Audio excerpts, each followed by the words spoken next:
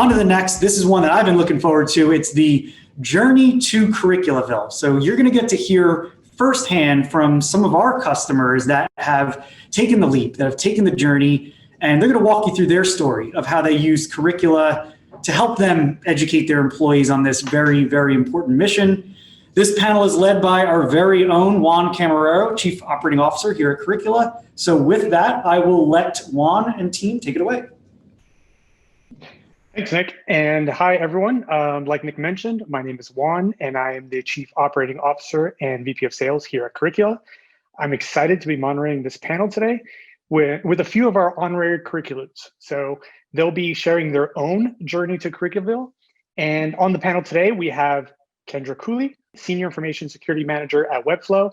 We have Jim Ford, Chief Security Architect at CrossBorder Solutions, and Jacqueline Geller from the Data Privacy and Compliance team at Zwift. In this session, each one of our panelists are going to discuss their career journey and how they came to discover Curricula. We'll go in alphabetical order, starting with Kendra. Kendra, can you tell us a little bit about yourself? Hey, yeah, so my name is Kendra Cooley, and I am currently the Information Security Manager at Webflow. Previous to this, I worked for companies like MailChimp and Duo Security, and I actually discovered Curricula initially when I was working at MailChimp. So excited to dive into that journey a little bit further today. Thanks, Kendra. Now let's welcome Jim Ford from CrossBorder Solutions. Jim, you actually came out of retirement for this role, right? Jim, I think you might be on mute. Sorry, am I on mute still? No, I think I'm good now. No, you're good now. I was saying that I had spent 24 years at ADP, and they were doing a voluntary retirement that was an incentive that you just couldn't say no to. So I retired for a little over a year, and then a friend convinced me to come help them put a security and compliance program together. So it's been an interesting journey to get a SOC 2 and do some fun things along the way, and learned some and understood some of the things I used to hate. Absolutely. Thanks, Jim. And last but not least, we have Jacqueline from Zwift. She's a rising star in the information security world and a driving force behind Curricula's implementation at Zwift. Hi, Jacqueline. Hey, nice to meet everyone. My name is Jacqueline Geller. I work at Zwift, which is a fitness technology company born from gaming. We gamify indoor running and cycling training. And as Juan said, I have been implementing security awareness training across the company. It's new for us. We just started this summer, and it's been pretty fun. We're learning a lot along the way. And I've been in the data privacy and compliance role for about 8 months now. Perfect. And thank you all so much for being here today. To kick things off, let's talk a little bit about what the process was like rolling out Curricula to your team. Kendra, do you want to kick us off? Yeah, sure. So pretty much any company that I go to, one of the first things that I like to do is just a little phishing test to kind of see how things are. And I remember at the first company I rolled Curricula out, before we had even found Curricula as a service, I did a phishing test, and let's just say the results weren't great. And it just became very apparent to me that we really needed to find something to help engage folks and like make sure that they understood the dangers of phishing. And while I was in a security role, awareness training was just a very, very small part of the position. So I didn't have time to develop a ton of like great content or really, make that a huge part of my role. And I knew that there were already so many great companies out there that were doing amazing things in the security space. So that was when I stumbled upon Curricula, and now this is my third time rolling it out. So clearly I love it. And Jim, you also started with a baseline test as well, right? Well, yeah, when I found Curricula, I was trying to figure out how to make sure we had something that was engaging and interesting and fun, because I'd been in corporate America for a long time and knew the boring versions of this stuff. So, when we rolled it out, first, I didn't tell anybody, and I put out a phishing test, and I did it with the 404 error on the result, so nobody would know that DD was there and DD was working. And basically, I wanted to, just do it quietly for myself, so I knew, okay, how bad was it before I started, and were we moving at least in the right direction? And if you don't mind, tell us a little bit about the game you're playing with covering squares for compliance. Sure. When I came to CrossBorder Solutions, I was brought on to build a security program from scratch and a compliance program from scratch. And I kind of, my analogy is it's a big game of bingo. You have 25 squares open and you have to figure out how you're going to cover them all. And a lot of vendors are trying to cover 3 of them or 2 of them or even 5 of them. But, ultimately you've got to figure out as you're putting the program together, how to cover everything from incident response to vendor risk management to whatever. You can't really afford to get too fancy any place. And you kind of have to get something on everything before you worry about, do you have the right thing on anything? If that makes sense. No pun intended. And Jacqueline, tell us a little bit about the process when you rolled out Curricula. So we didn't start with a baseline. We knew already that our company had pretty low security awareness across the board. And so we wanted to start with education. So we started in June, and how I've been doing it is we're doing video waves in 3s. Our 3rd one is going to be this weekend. And I send out a personal email to the company saying, hey guys, this is happening. We have these videos. I do brand it with Curricula art. There's a ton of artwork on the site that you can grab and screenshot. And then I let people know in Slack, and we do have automatic weekly reminders turned on for everyone. I won't comment on a baseline, but we are, learning a lot along the way about what people are doing as we're rolling out security awareness training. That's great. Well, Jacqueline, what was it that triggered your team's decision to buy a security awareness training platform? Was it compliance related? Was it because of how fast Zwift was growing, or maybe a combination of the two?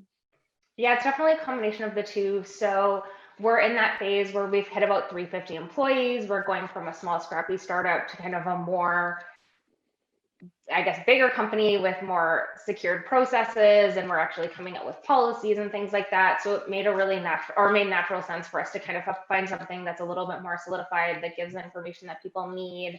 And we had a lot going on this summer, so the timing really made sense. We did a big partnership with the Tour de France. We closed about a month ago, 450 million in Series C funding. It's putting us at a bigger risk as an organization for attacks. So for us, it just made sense that we knew these things were coming down the pipeline, that we got something in place. For us, we really liked Curricula because it really goes with kind of our fun, colorful, bright company culture. Our logo is bright orange. Our game and software is really playful. Right now, there's a big Halloween thing where you can ride a bike dressed as a dinosaur. So it's like, it makes sense that we went with something that wasn't just some dude talking for 2 hours in front of a webcam, and then it was something that, really aligned with our corporate culture and we thought people would enjoy watching. Maybe we can get Didi on a tandem bike with the dinosaur one day. So Jim, I wanted to ask you, who would you say are your problem children when it comes to phishing simulations? Well, the biggest problem child I had was one of the developers who's a little bit too smart for us all. He actually peeks the email headers before he goes ahead and opens the email. So he discovered the Curricula was in the header. So he wrote an email rule to go ahead and check the headers on all incoming email and filters out the Curricula phishing before he ever gets a chance to click on it. And good job, but at what cost, right? Well, and devs are the problem in general. They get on Slack and start telling each other, hey, I think I'm being phished. I got an email with this, so they kind of self-corral and self-correct whether you want them to or not. Exactly. And Kendra, can you tell us a little bit about what it's like working with a highly technical team as well, and why they don't think they need secure awareness training? Yeah, absolutely. We actually just yesterday shared our results with the entire company of our most recent phishing campaign. And it was interesting to see some of the pushback that we got from rolling out security awareness training in general, and some of the more technical folks, how they were like, well, we don't need this, blah, blah, blah. But their click rate was just as high, if not higher, than some of our other departments across the company. So in those cases, I think, the reason that Curricula still works is that even if you are super technical, you can still get something out of these videos. Even if it's, sitting there watching it with like your kids. I think we talked about this during one of our last calls, and there's still information that you can get out of it. And it's just fun. It's 10 minutes of your time, right? Even if you are super technical, you'll still get something out of it, even if it's just a laugh, right? Or Dee Dee, just being crazy Dee Dee. Yeah, it's definitely a fresh perspective on something they already know, but it also kind of like levels the playing field and gives the entire organization a language to speak about security awareness, right? So you don't have to be super technical. Everyone can talk about this in the same way, so that's great. And I'm sitting here in our Curricula coffee shop with my Defend Against Dee Dee shirt. So Jacqueline, what does your team do to defend against Dee Dee? I mean, right now it's just education and awareness. I think, so I have my CISA through ISACA, so Certified System or Information Systems Auditor. And one of the things that they really impose on is that your biggest risk in an organization is actually internal and your employees. So right now it's just, how do we educate people? How do we get people to start thinking about security awareness in a new way? Is that it's not just this video that you watch on a random Wednesday afternoon when you need a break. It's actually something you have to implement in your day-to-day as you're doing your work. And again, it's not even just at work. Your digital life doesn't end when you log off at the end of the day. It extends to kind of your personal life, and whether you use unique passwords when you're checking your personal Gmail and Facebook. So right now we're really focused kind of on defending Dee Dee by just educating people about potential threats and trying to get people on board about kind of, that expanded mindset of security awareness is my day-to-day. It's not just something I read about for a minute and then forget about. Motivating the team can be a little challenging sometimes. And Kendra, you have an interesting story about motivating the team, and it involves a lot of Dee Dee stickers. Can you talk a little bit about that? Yeah, so when I first rolled out Curricula to one of my previous companies, as a way to entice the team to kind of get in there and I guess, take the first few videos, I contacted Nick and I said, hey, I need a lot of Defend Against Dee Dee stickers. We had a pretty large company, and everyone loves stickers. Like, I don't know what it is about these tech companies and putting stickers all over your laptops these days, but stickers work as motivation. So what we did is we put out 1 or 2 videos and said, the first 100 people to get through these videos will get a Defend Against Dee Dee sticker, which logistically was an issue when it came time to actually handing those stickers out. But it was all in good fun, and it really, really motivated people to get in there and participate in the videos. But going even further than that, one of the things that we did, we were having a problem with getting folks to actually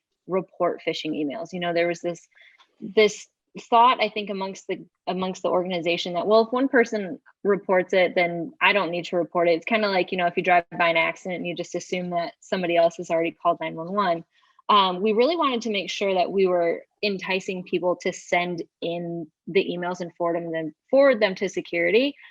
So at my previous company, we had little coins that we would hand out, and they would get to pick items from the swag store. So every time that we rolled out a phishing campaign, we would release like 50 coins to the first 50 people that would report the phish. And the number of folks that just started reporting anything that was like, even marketing spam, it kind of got a little out of control. But it was okay, because I would rather see all of the emails rather than not see anything at all. And it worked perfectly. So now at the current company, I'm trying to figure out something similar, but it's amazing how much even just that public recognition in a Slack channel really helps to motivate people. So we just recently did another phishing campaign, and the first person to report it, we put them in the props channel and, said, congratulations, thanks for being the first to report this. And they loved it. They were like, oh, this really made my day. So it's even something as simple as that is really motivational for employees. Well, you nailed it. One thing here at Curricula that we feel strongly about is more carrot, less stick. And that approach of praising employees that do well makes the team grow as well, as opposed to punishing the ones that didn't do so well. When you praise the ones that are doing well, the team wants to follow. So that's a great approach. Love it. And Dee Dee plays a big part in our organization internally, but she also plays a big part as well for our customers. And we hear that feedback all the time. Dee Dee manages to stand out any way she can. Anything from employees asking if this email came from Dee Dee, is she trying to phish us?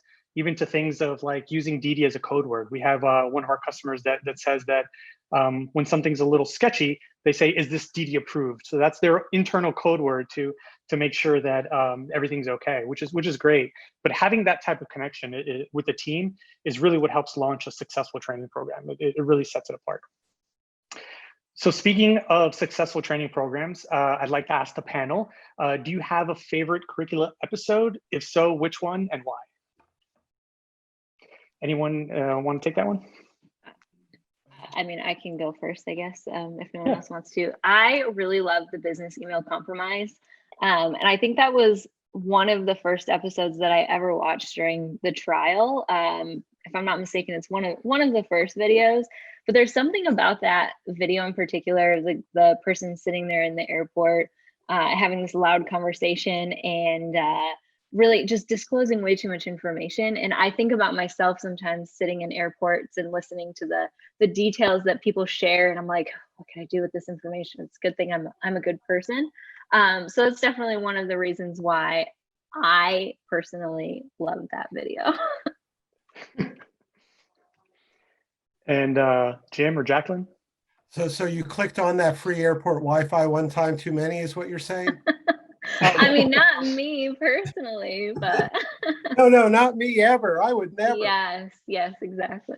I like the information security one. I have a fondness of hover labs and the fact that the real leak isn't the video of the hoverboard, but the formula on the wall incidental to the video that was forwarded. My favorite's And probably social engineering, just because I'm a big Dee Dee fan, and I know I'm a huge like pop music fan, so I would definitely want those Josh tickets. The password reuse one, just because it's the latest episode that came out, and I love art history, is probably my second favorite. And I like kind of the plot behind it, and it's a good personal reminder too. I've been doing a lot of self-auditing recently while I'm at home of like, what are my own InfoSec habits? And that one's like, oh yeah, remember, like, make sure that you're not reusing your passwords. in social engineering, the concert scene with the character Josh when he's dancing on stage cracks everybody up every time, every single time. It's great. That was inspired by you, right? Work at home. Exactly. I'm sorry. It must be great with work at home because, now everyone watches these with their kids. And, I've had feedback from a lot of the folks at my company that they spend more time watching them now because they're using them as teachable moments at home. Yeah. One of my favorite episodes is incident response. And one of the reasons why, first of all, there's a hilarious scene with the main character just running down a hallway. And I don't know why it cracks me up, but I love it. But the sloth in that episode is a character. I mean, it's its own character. And, watching his emotions change so slowly to the end of the episode when, he doesn't even make it out of the cage and that door slams in his face. And just watching his facial expressions is great. But I love the little Easter eggs that we throw in to those episodes and how they connect to each other, but they can still be watched out of order. So, for incident response, you're watching a breach at a zoo. And then in another episode, you're watching the other end of that breach, which is the boss goes on vacation. He's in Australia and an attack happens there. So it's really cool to see those stories intertwine, being able to watch them out of order and pick up those little Easter eggs really gets people's attention. Perfect. All right, let's see here. And let's talk a little bit about some cybersecurity trends. What are some of the biggest emerging trends you're seeing right now?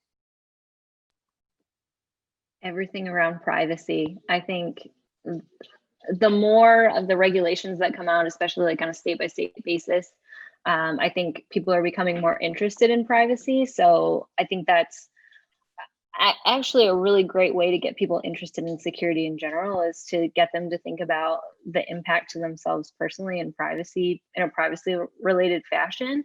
And that really kind of draws them in to want to know more. And then you can kind of transition the conversation to more like, here are the things that you can do to be more secure online to make sure that your information doesn't end up in nefarious places. Great. Yeah, I think that's very true for the B2C, that it's very much about privacy and security. I think in the B2B, it's about compliance as well, where people want to see the SOC 2 or the ISO 27001 whatever as a validation that you're safe to do business with and that you're not a bunch of insane people running around a peanut butter and jelly factory.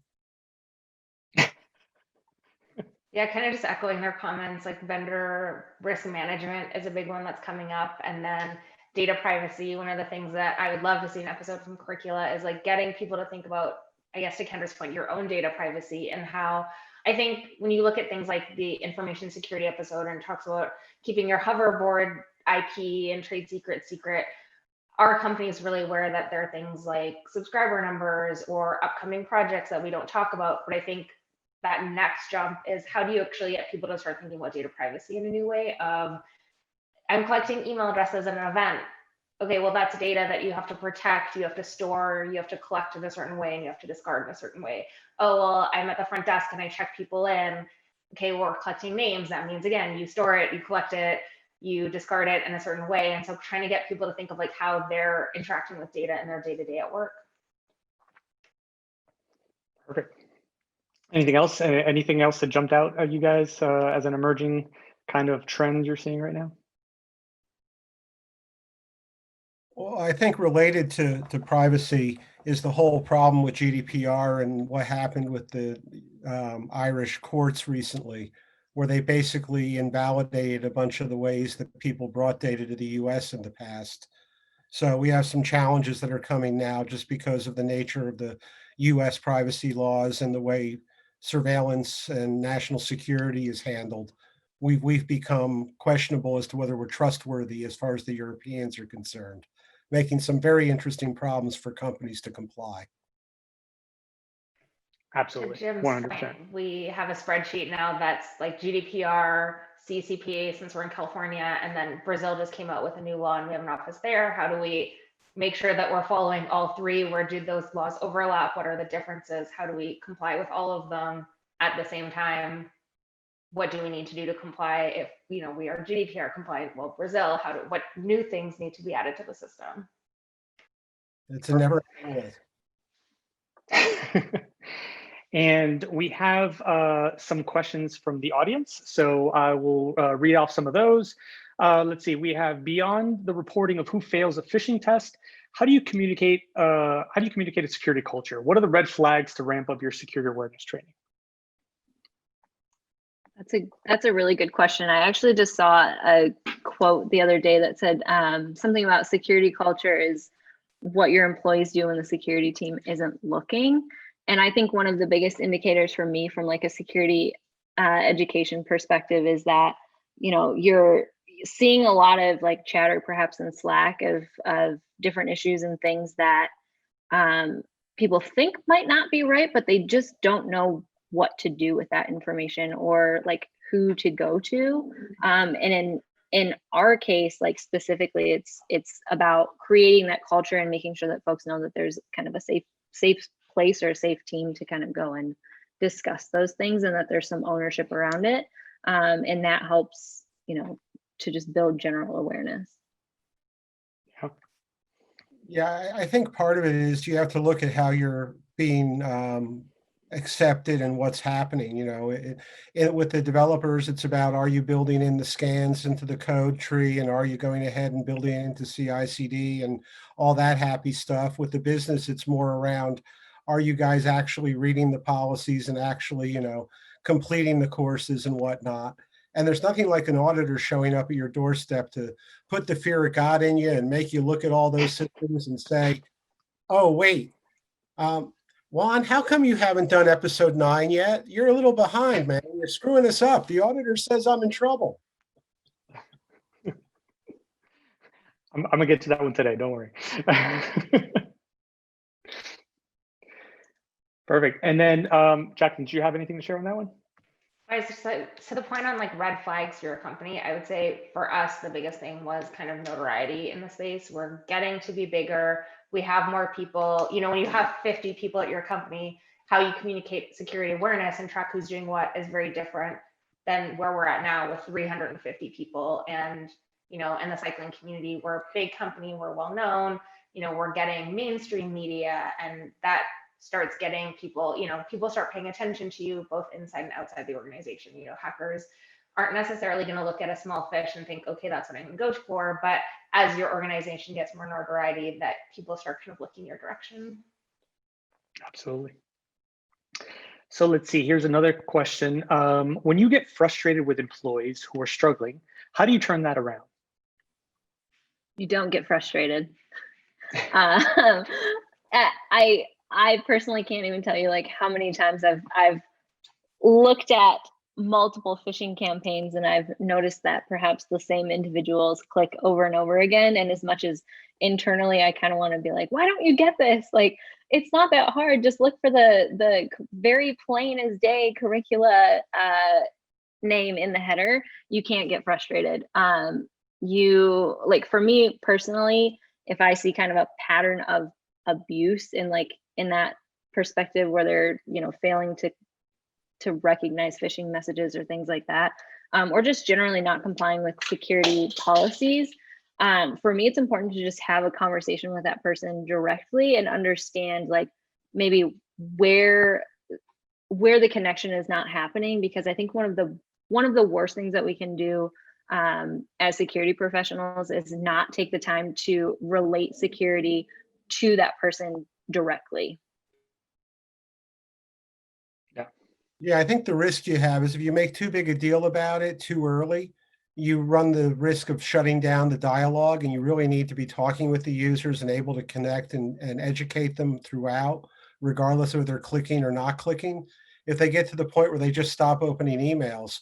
When I did the Curricula pilot, I also piloted the phishing a little bit. And the guy who I added to the pilot after I phished him, marked you guys as junk, and then I had to go and help him when we finally rolled you out to get you out of the junk folder so he could actually get in and take his first episode. So you got to keep those dialogues open.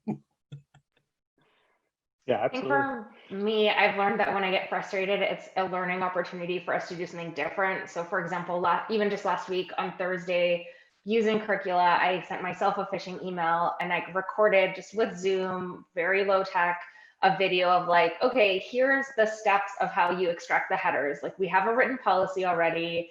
We've shared that information, but clearly people just aren't, reading through it, looking at it. We've added screenshots. So here, I'm just going to film a 4-minute video. It's not perfect, but send myself a phishing attempt, go through the steps of, okay, I've opened this. I think it might be suspicious.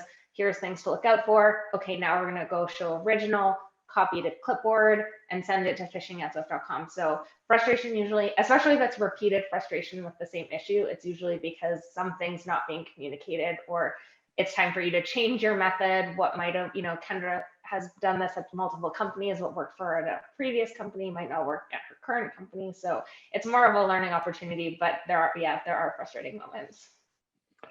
Definitely the first attempt is definitely a teachable moment. And then after that, the repeated attempts, they become a little more frustrating over time. But yeah, I agree 100%. So here's another question. If you had an unlimited budget and you could do anything you wanted, what would you do?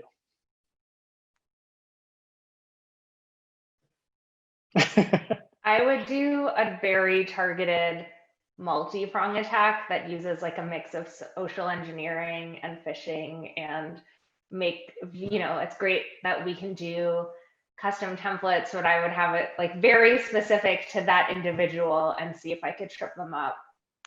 But I don't know how you would do it, but having, calls and partnerships and different You'd things. You'd be very unpopular. You'd have no friends left at work.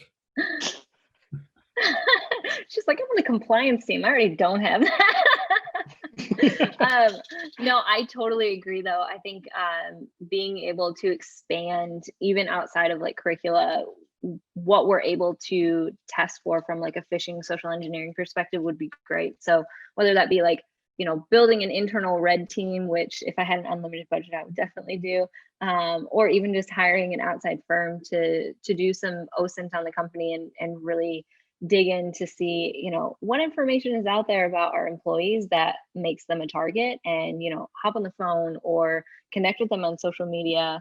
And those are the ways that you might be able to get some of even the more tech savvy folks that are auto forwarding the emails by header to the garbage there, Jim. So, and at the end of the day, like, it's one of my favorite parts of my job is being able to put together those phishing campaigns and like see who falls for them, or even like just some of the responses that you get from folks. Like I got the funniest one during our last campaign. The Slack message was just basically along the lines of like, I clicked on it, bad dog. It was so hilarious. But it's, you know, it's that gamification, and like once you fall for one, I have found at least that our employees want to do better. They're like, dang it, I messed up on that one. I'm going to get you next time. And just to kind of continue that encouragement. And by mixing it up and having some different attack vectors that you can kind of go at them from is fun. Yeah. Yeah, I think something unlimited budget one, I would add a few more channels to your phishing. You know, SMSing. I've seen SMS phishing coming in on even Ring Central and other providers, and it's kind of entertaining because I know what it is. I'm not expecting a package from FedEx on that phone number, but you know, that sort of thing. Doing it on Slack, you could really become unpopular by just going ahead and starting to put some malicious, you know, phishing Slack type messages, just connecting from outside other companies and get them into the Slack ecosystem outside of the email ecosystem. You could become a real fun guy. You could start authoring pull requests that are malicious, you know, go the whole 9 yards. With an unlimited budget, anything's possible, right? Exactly. I have a friend who say, you know, if they offer you $5 million to teach the elephant to fly, you don't tell them you can't teach the elephant to fly. You take the $5 million and hopefully they forget what they asked you over the next 2 years. That's one way to do it. Trying to remember back to something Kendra you said. Don't remember. Anyway, so we have another question coming up here is, who is your key executive stakeholder? Is it the CEO, CIO, CTO? And then it's a two-part question. And the second part, how do you communicate your security culture to the management team? Me? Oh, okay. So executive stakeholder, that's a really good question. I would say at Webflow, I've definitely had direct conversations with both the CEO and the CTO about what's keeping them up at night. So while they might not have direct involvement in the rollout of the security awareness program or really much say in how I administer it, I think that they are both very much on board and have a lot of desire to see it be successful and to see the security culture become just a natural part of Webflow. And honestly, I think that that's probably very similar to every company that I've been at in the past. And then there was a part two of that question, but I don't know if anyone else wants to take the first part first. I'll say that's something that we've been struggling with a little bit at Zwift, or at least I have in my role, is that I report directly to the VP of IT, InfoSec, data privacy and compliance. He's brilliant and obviously very keen on making sure that we level up our InfoSec hygiene.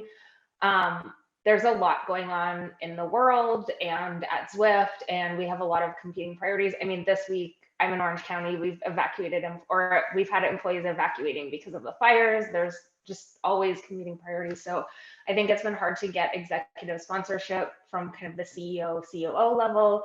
We're hoping kind of some of the data that comes out of the baseline I might not be doing or might be doing helps us kind of get people putting more of their mind share onto security. But right now, as I said, like we did this big splashy thing with the Tour de France, and like that's way cooler than like InfoSec training to a lot of people in the organization. I like training, but it's been hard for us. So I think as we get more potential attacks and we have more data that we can provide, that will hopefully get more championship at the C level. But right now it's been something that we're struggling with a little, or I'm struggling with a little.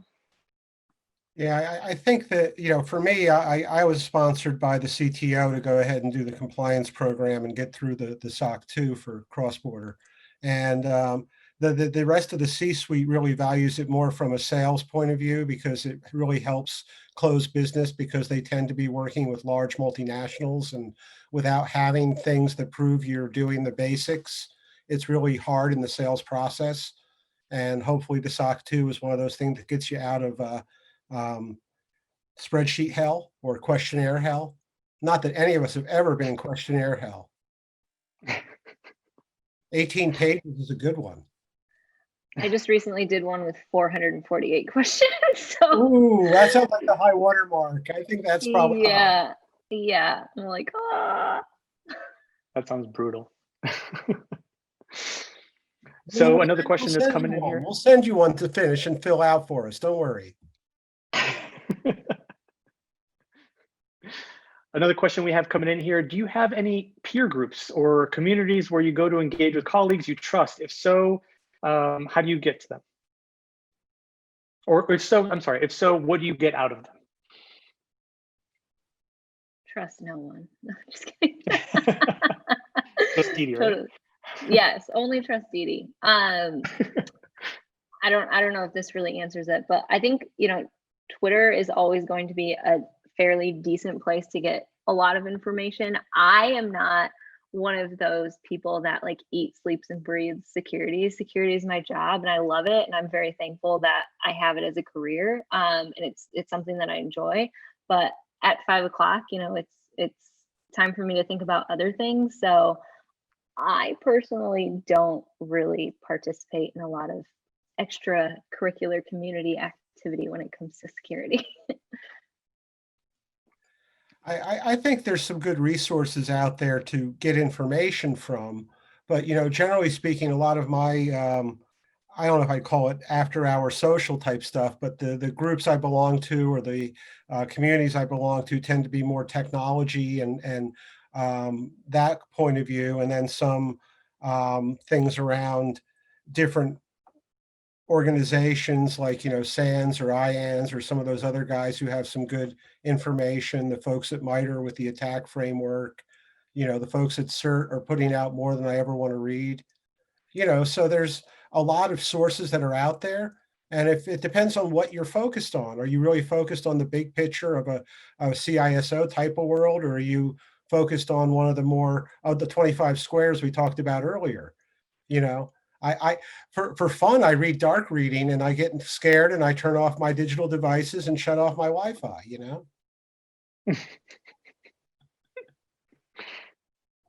I've been having a hard time because I kind of transitioned to data privacy and compliance in the past year. And so for me, as we're in a pandemic, it's been hard to kind of connect with people and meet people, but I have joined a lot of professional organizations, ISACA, IAPP, to kind of learn and get more information. And then I've started subscribing to a bunch of blogs. So I specifically kind of data privacy blogs. So just looking at what law firms are publishing information on data privacy and trying to pay a little bit of attention, but kind of like Kendra, it's like, for me, it's kind of during the day, a little bit on the weekends, but I'm doing my MBA right now. I have a lot of other random stuff going on and we all need to sleep.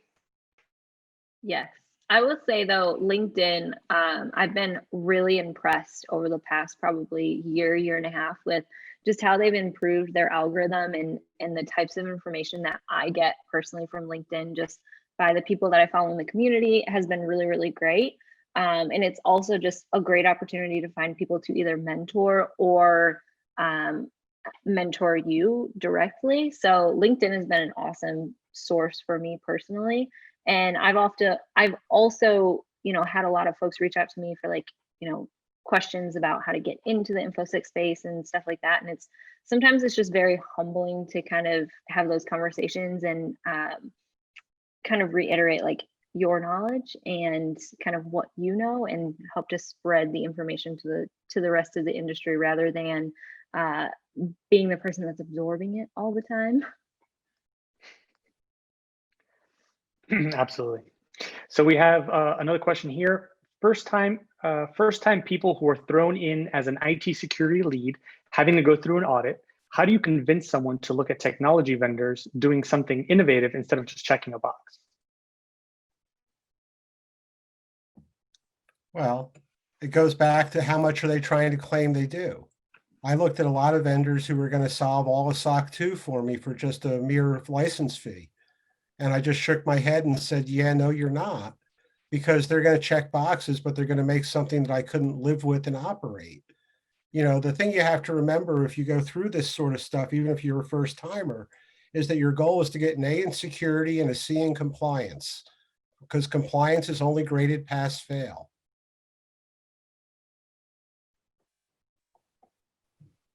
So in my previous life, I did business development, and a lot of that was securing licenses and for SaaS or software or whatever. And I think for any kind of lesson or anything that you can bring to clients is find the right tool for the job that you have now and make sure that it scales for the job you think you have in 5 years. And so if it's innovative and cool, that's great, but does it actually solve what you're looking for? Kind of to Jim's point is that a company can claim they're doing it, they're going to revolutionize your life. They're going to make your job easier, but does it really make your job easier with the task at hand? And then does it actually scale to where you think you're growing? Because the tool that you have now is not the tool you maybe need in 5 years, or vice versa. I was at a company that built everything from scratch previously. And the phase that I was going through is, okay, we built all these tools 10 years ago. They suck.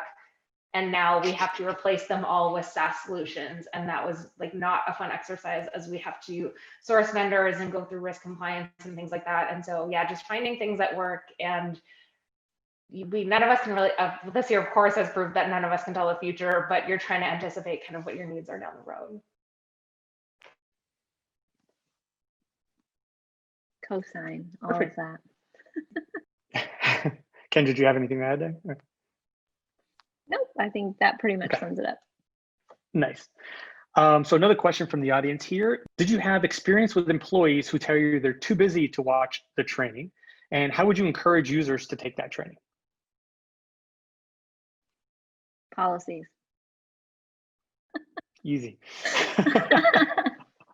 Yeah, I would say like everyone thinks they're too busy to take training. It's just going to be across the board, but it's kind of just getting people to think about why this matters to them, both in their personal and professional life. I actually got someone the other day, I was talking with her from a different team, and she was like, do I really have to do this? I was like, listen, like, it's not just about your work day. This does apply to your real life. And she's like, oh, actually, like, this account of mine, my Netflix account got compromised the other day, and I got an email from this other company saying someone was trying to access my account fraudulently. Like, oh yeah, this does kind of apply to my life. So I mean, everyone's going to say they're too busy to do it, but you just have to make it, or remind them why it's valuable, not only to their career and what they're doing at their job, but also why it's relevant to their life as a whole. For sure. And just sensitive to when you're asking them to do it. Don't ask sales to do it on the last day of the month. They have other things they're worried about. Also true. Point. Yes. Good point. We're trying to give people flexibility. So we've rolled out, we're going to have everyone watch everything by the end of the year. They have 17 videos. We started rolling them out in June. Like, watch it at your own pace. You just got to get it done by the 31st of December. Yeah. I think that's another thing, though, that is really great about Curricula, kind of to Jacqueline's point at the beginning. It's not 2 hours of somebody talking in your face about security. It's literally 10-minute videos that you can do, like quickly on your lunch break, or maybe you just need like a mental break from what you're working on the day-to-day basis. It's a fun cartoon. Who doesn't want to watch a fun cartoon and just escape the realities of the day for a few minutes? And that was really one of the things that I fell in love with about Curricula just right off the bat. I mean, again, like, who doesn't want to watch a cartoon?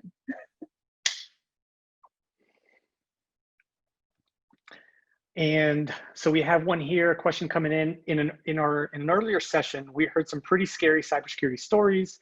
What are some of those stories that you can share about phishing or social engineering attempts that were targeted at you or one of your team members?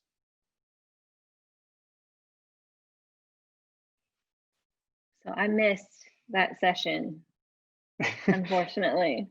I feel just really basically bad. a scary cybersecurity story that you can think of, maybe happened to you or a team member or something like that.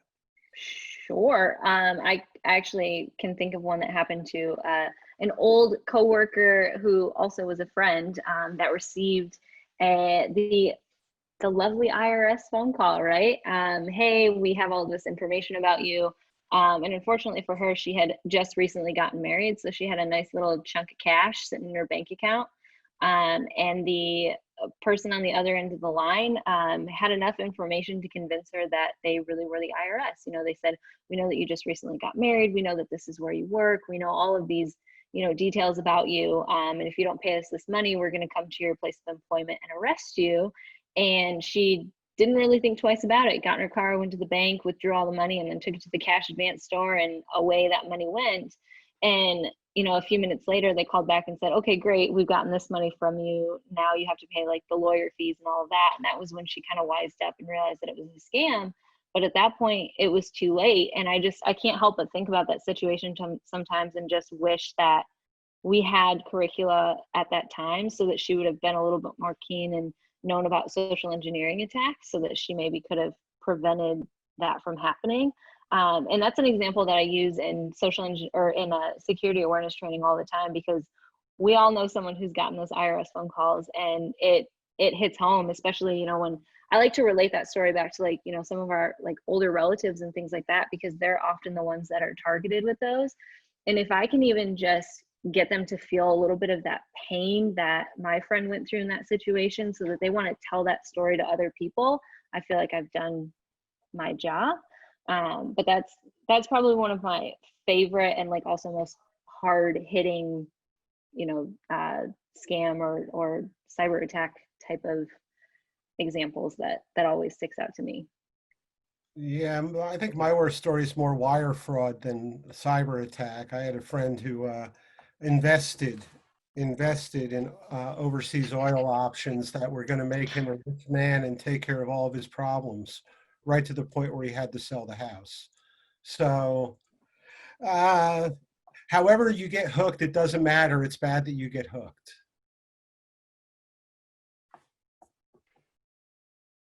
My mom got hit Absolutely. by a phishing attempt a couple months ago, and now she's afraid to use the internet.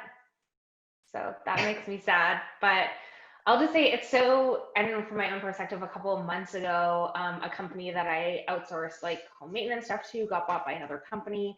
And they called to the new company that bought the old company, called to update my credit card information. And it's so easy in the moment where they're like, your account, you know, your payment is late because of the new change in system. Just give me your credit card information. And it's so easy in that moment. I was just like, can you just send me like an email with your online portal or what your URL is, and I'll go do it online. But it's so easy in those moments to have just easily been like, oh yeah, let me find my credit card for you. Well, my account's overdrawn. Like, here's the number. And so just things like that, remembering like it can happen to anyone. Mm-hmm. Absolutely. And for people that say they've never experienced anything like that, you know, I tell them just post something online that you want to sell, whether a car or furniture or something. Just post something online you want to sell. Guaranteed you're going to get someone that wants to pay full price or more for that item. They're going to send you a weird check, third party, a post-dated out-of-state check from somewhere else that has too many funds, and then they want you to wire them back money. Guaranteed that's going to happen every single time you try to post something online. So if you've never experienced it, it's a good little training tool. Just go through it and just watch it happen. You're going to get 2 or 3 people who are going to respond to you. It's so funny that you say that, because I was recently on Craigslist looking for a car for my grandma, and every time I messaged someone when I found a car that I was interested in, I was like, what if they think I'm a scammer? Like, how do I make this seem very legit, even though like I'm a real person and I was trying to, you know, buy their item. But yeah, I kind of think about it from the reverse side of that as well. Yeah, they never, they always want to pay over what you listed it for. They don't care about coming to look at it. They need you to ship it somewhere weird. The check or the ACH is going to come from some other place completely different. It's always this elaborate story. But, you know, when someone hasn't gone through that, I always tell them, you just post something online. You'll go through it. Or just look up that prince in Nigeria. He'll take care of you. Or the lottery winnings you're going to get. Perfect. Did we all go? Everyone got a story? Oh, I had one more story actually, which was kind of funny. Earlier this past week, I did a targeted phishing exercise to our people team, because I was giving them just kind of a direct training, and I used the Curricula COVID-19 alert template in the phishing tool. And one of the responses that I got from one of the individuals that forwarded it to security at was like, I'm pretty sure that this is a phishing, or that this is a phish. How low, like basically like how low could the attacker be? And I just kind of chuckled at that and replied and said, you know, unfortunately from an attacker's perspective, they're just trying to hit that emotional element. And, you know, in that case, it says, you know, your work environment is like high risk for COVID-19. And that's something that we all feel a bit of fear from right now. And I said, yes, I totally agree. Like that would be kind of low for even an attacker to send something like that out, but they don't think like that. They're just trying to get you to click. Right. Yeah, it feels, even having the template in the platform, it just feels like you said, it feels low, right? But, hackers don't think that way. They just, they want to take advantage of the situation. They see an opportunity and they run with it, right? So it's better for us to train employees in a safe workspace as opposed to having it happen firsthand. So we have another question here. Given that we all wear around 17 hats, what do you think of security awareness or cybersecurity training becoming a career path? Should that be a job title on its own? There are several companies out there that have dedicated security awareness evangelists, if you will, throughout the company. And I think in some cases they do really well. At one of my previous companies, they decided to create a role specifically for that. And I think, I don't know if I would ever go for something like that specifically to make that my primary focus, but I think that in a lot of cases, especially depending on the types of risks that the organization faces, perhaps, like support teams, sales teams, HR teams, like there's so many areas of focus. And I think that Jacqueline does a really good job of finding ways to relate security and why security is important to those company or to those individual departments. And like, if you have someone who's dedicated to doing that, then I mean, just, knock it out of the park. You'd be able to spend so much time doing that. And I think that it would be a really valuable position for companies to consider if they have the resources. Yeah, I think it's functional based on how big the company is. If you have 50,000 people in your company and you're some large organization, you might very well need a person who does nothing but that, even if it's just going ahead and evangelizing or running around. As a long-term career path, I don't know. It almost feels more like psychology and philosophy than it does a career path. So I'm not sure you could make a full-time career out of just awareness training. Although, out of fairness, there's a lot of guys who are instructors at like IANS and the like, and they basically do make a living out of doing security awareness training. It's just at the educating the professionals level more so than the users level. I mean, the folks at Curricula have made a career out of security awareness training. So it depends kind of where you want to be. And at an organizational level, like Zwift is way too small right now for us to have a dedicated resource for that. But I've worked at 8,000 person companies, and in an organization structure like that, it makes a lot more sense to have a dedicated person who can focus on security awareness. Like right now, as you said, everyone wears 17 hats because we have a lot going on. But yeah, as risks get trickier or risks increase and threats get more complicated, I can see it in the future being a more dedicated career path. But it kind of depends on what your career goals are too. Like any career, even in IT, InfoSec, it's like at a certain point you hit that VP, COO level. It, really depends what your end goal is.